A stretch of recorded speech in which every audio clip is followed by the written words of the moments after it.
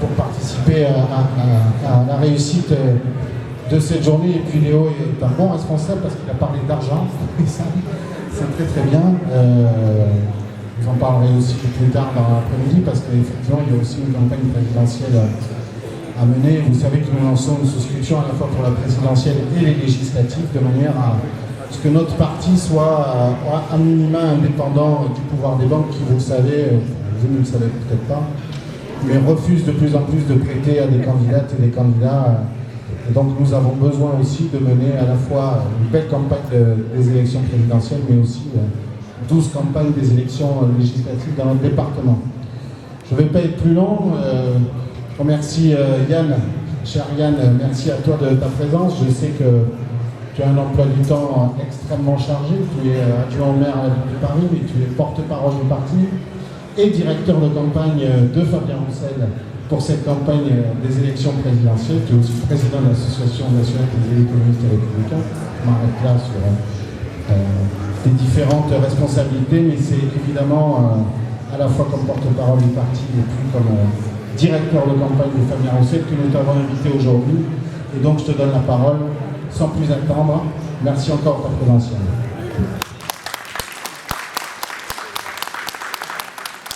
Bonjour à toutes et à tous, cher Sébastien, cher Léo, chers camarades du Parti communiste et de la jeunesse communiste. Très très heureux d'être ici à Bordeaux et de participer à ce banquet de campagne dans le cadre de la campagne de l'élection présidentielle et dans le cadre de la campagne de Fabien Roussel. Il y a derrière moi deux affiches avec un slogan, le défi des jours heureux. Ce slogan, c'est à la fois un hommage et une ambition. Un hommage, bien sûr, au Conseil national de la résistance, au programme des jours heureux, à ces grandes réformes qui ont été menées à l'issue de la Deuxième Guerre mondiale, et je pense notamment, Léo en a parlé, à la sécurité sociale et au combat mené à l'époque par un ministre communiste, Ambroise Croizat. La sécurité sociale, quand même, c'est en quelques dizaines d'années, 20 ans d'espérance de vie en plus pour les Français. C'est une mortalité infantile qui, par rapport au sortir de la Deuxième Guerre mondiale, a été divisée par 10 dans notre pays. Quand on y réfléchit 2 secondes, il n'y a pas tant de réformes que ça qui peuvent se targuer d'un tel bilan.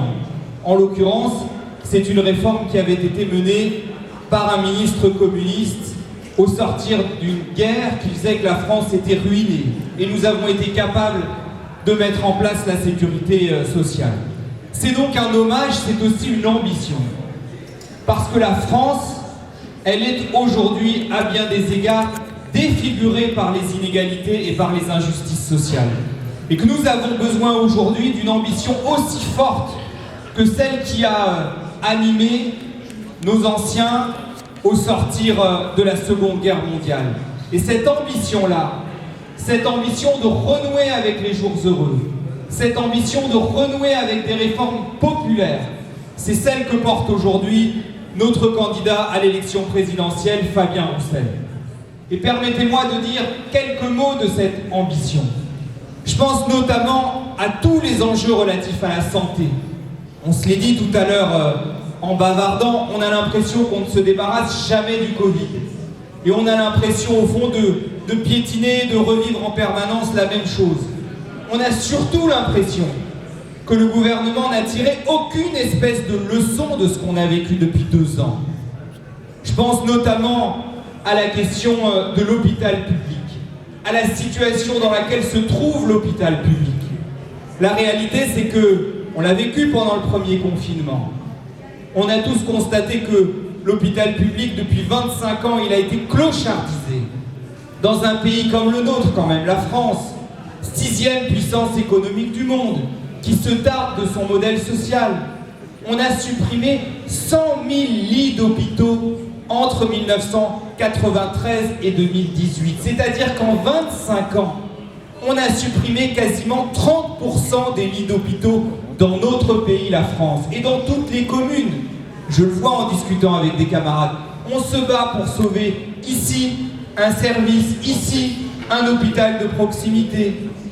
Et la réalité, c'est que malgré cette épreuve commune qu'on a vécue, le gouvernement continue la même politique qui consiste à gérer l'hôpital public comme si c'était une entreprise, qui consiste à avoir une gestion comptable de ce qui devrait être un service public sanctuarisé.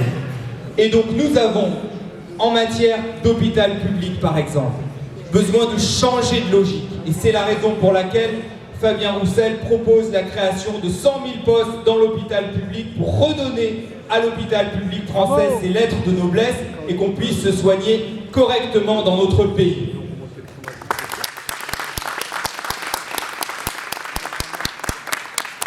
Toujours en matière de santé, et je sais que Fabien en a parlé hier à la télé pour ceux qui ont eu le courage de se coucher tard.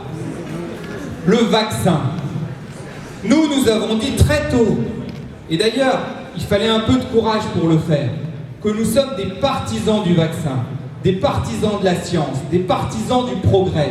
Mais on voit bien aujourd'hui que le fait que le vaccin soit aux mains des big pharma, que le fait que le vaccin soit prisonnier de logiques qui sont des logiques financières, tout ça fait que des tas de peuples n'ont pas accès aujourd'hui au vaccin. Tout ça fait qu'aujourd'hui, en Afrique, on a entre 2 et 3% de vaccinés. Et on pourrait se dire c'est le problème des Africains. Ça n'est pas que le problème des Africains. Parce que la réalité, c'est que cela favorise le développement de variants et que c'est nous tous qui, au final, allons subir cette situation. Et c'est la raison pour laquelle, en matière d'hôpital public comme en matière de vaccins, il faut sortir de ces logiques financières. Il faut lever les brevets sur les vaccins. Et il faudrait que la France prenne la tête du combat pour la levée des brevets sur les vaccins et pour faire en sorte que le vaccin soit un bien public mondial.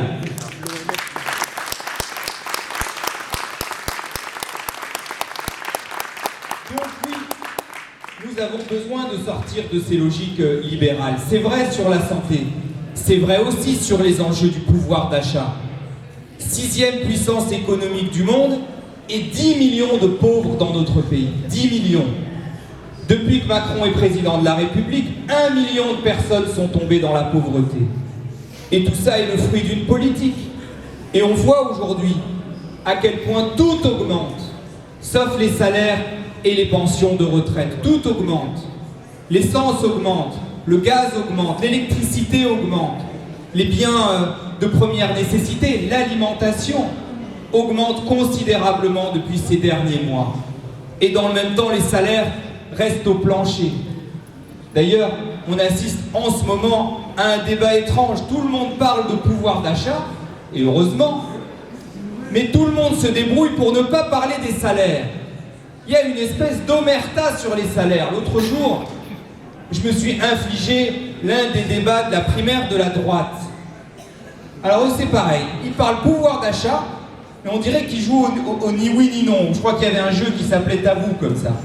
Quand il ne faut pas utiliser un mot, sinon on est pénalisé. Ben, eux, ils parlent de pouvoir d'achat, ils ne parlent jamais de salaire. Ils inventent des primes. Un coup, c'est une prime d'activité. Un coup, c'est une prime au travail. Un coup, c'est des chèques dont on ne sait pas d'où ils sortent. Enfin, si, ils sortent de nos impôts. Mais jamais ils ne parlent d'augmenter les salaires. Et Macron, c'est pareil.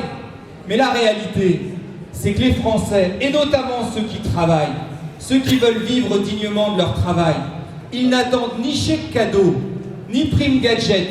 Ce qu'ils attendent, c'est une augmentation des salaires. Et donc nous, ce que nous voulons faire avec cette campagne, avec Fabien Roussel, c'est remettre sur la table cette question des salaires et de l'augmentation des salaires pour sortir de ce jeu absurde qui fait qu'on n'en parle jamais. Donc oui, augmentation du SMIC à 1 800 € brut, c'est-à-dire 1 500 € net, mais nous donnons le chiffre en brut parce qu'il y a les cotisations sociales et que ça compte. Nous disons augmentation générale des salaires avec une loi qui permettra de les indexer sur l'inflation, et nous disons aussi qu'il est grand temps d'appliquer l'égalité salariale entre les femmes et les hommes, parce qu'on a vu, notamment pendant ces différents confinements, que ce sont les femmes qui remplissent les métiers essentiels et qui bien souvent sont sous-payées. Donc les salaires. et la question du pouvoir d'achat, et les pensions de retraite, bien sûr. Et Fabien a raison de dire qu'il ne doit pas y avoir de pension de retraite en dessous de 1200 €. Et d'ailleurs, on a vu au cours de cette dernière mandature que la seule mesure positive qui a été prise par le gouvernement, par l'Assemblée nationale sur les retraites, c'est un combat mené par les parlementaires communistes et notamment par André Chassaigne pour faire en sorte qu'on relève les retraites agricoles. Et c'est un très beau combat qui a été mené par nos parlementaires. Donc, la santé, le pouvoir d'achat, l'emploi aussi, qui est un sujet de préoccupation majeure pour les Français. Le gouvernement veut nous faire croire que la question du chômage, la question de l'emploi serait derrière nous. Il parle de plein emploi. La réalité, c'est qu'il y a aujourd'hui dans notre pays encore 6 millions de personnes qui sont au chômage. 6 millions de personnes qui sont privées d'emploi. Et donc, cette question de l'emploi, cette question du travail, elle doit elle aussi être au cœur de cette élection présidentielle. Alors, l'autre jour, le président de la République disait qu'il faut que les Français travaillent plus. La réalité, d'abord, c'est que toutes les statistiques le prouvent. Les Français travaillent autant que les autres travailleurs de l'Union européenne. Les Français ils travaillent en moyenne 37 heures par semaine et nous travaillons plus que les Allemands, qu'on nous présente souvent comme un modèle à suivre, et plus que les Britanniques. Donc d'abord, ce qu'il dit, ou plus exactement ce qu'il sous-entend, est totalement faux. Mais plus profondément, quelle est la réalité? La réalité, c'est que beaucoup de Français ne demandent même pas à travailler plus. Ils ne demandent même pas à travailler davantage. Ils demandent tout simplement à pouvoir travailler tout court. Ils demandent simplement la possibilité de vivre dignement d'un travail. Et aujourd'hui, ces 6 millions de Français qui sont privés d'emploi et qui sont au chômage, ils aimeraient travailler, mais on les prive de cette possibilité. Donc la question n'est pas de travailler plus, la question n'est pas de faire travailler davantage ceux qui sont déjà à temps complet. La question, c'est de faire en sorte que nous puissions travailler tous, travailler moins et travailler mieux, et c'est l'ambition que nous portons avec Fabien Roussel.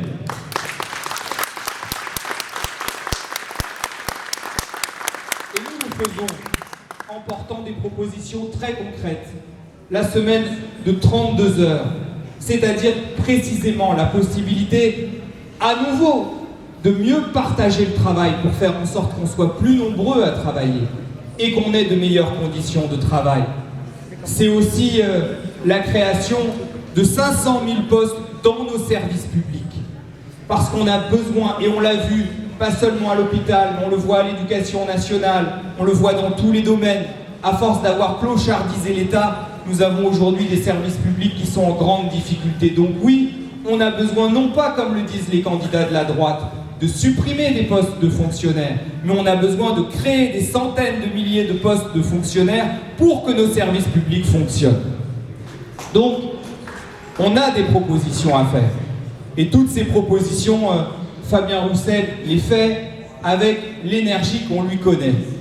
Il reste que, si on a envie que cette campagne gagne en puissance, on a besoin d'aller à la rencontre de milliers de Français dans les semaines et les mois à venir. Il nous reste 5 mois de campagne. Certains voudraient nous faire croire que le scénario est déjà écrit. La réalité, et on le voit d'ailleurs en ce moment, c'est que les choses bougent beaucoup et que l'écrasante majorité des Français n'est pas encore dans la campagne présidentielle. Donc beaucoup de lignes peuvent bouger.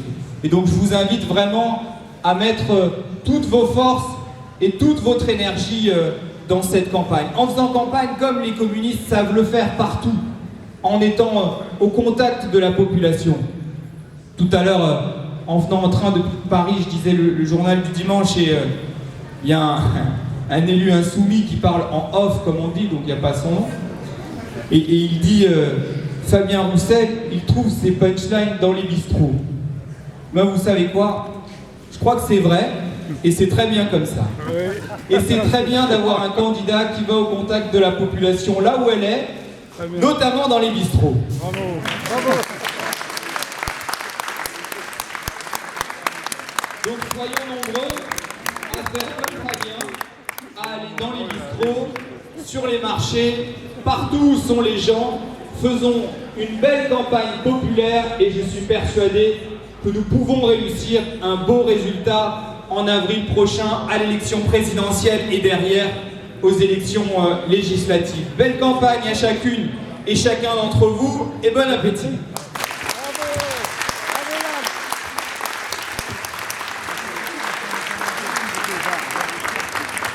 Merci Yann. Avant de revenir aux places, je vais donner la parole à notre camarade Michel, qui a 2 mots à vous dire.